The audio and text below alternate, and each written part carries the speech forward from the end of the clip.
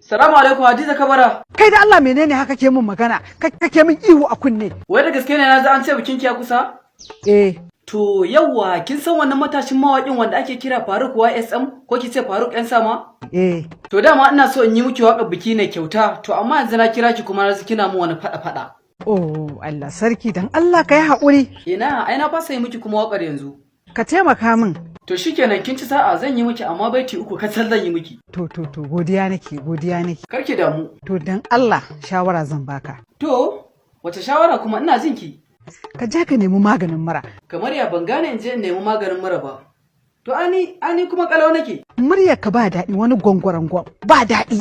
Kutu mai lasu. A'a kaka damu fa. Ka je kana damu.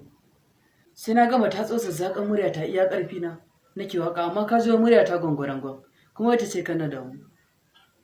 Ina jin ki. Wallahi shawara ce. Shawaro.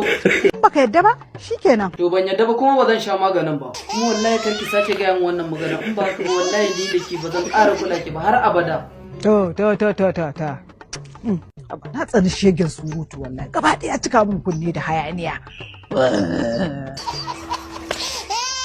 Ku yi subscribe sannan ku danna alamar ƙararrawa a YouTube channel ɗin mai suna Faruk YSM 24 TV. To he kun zo.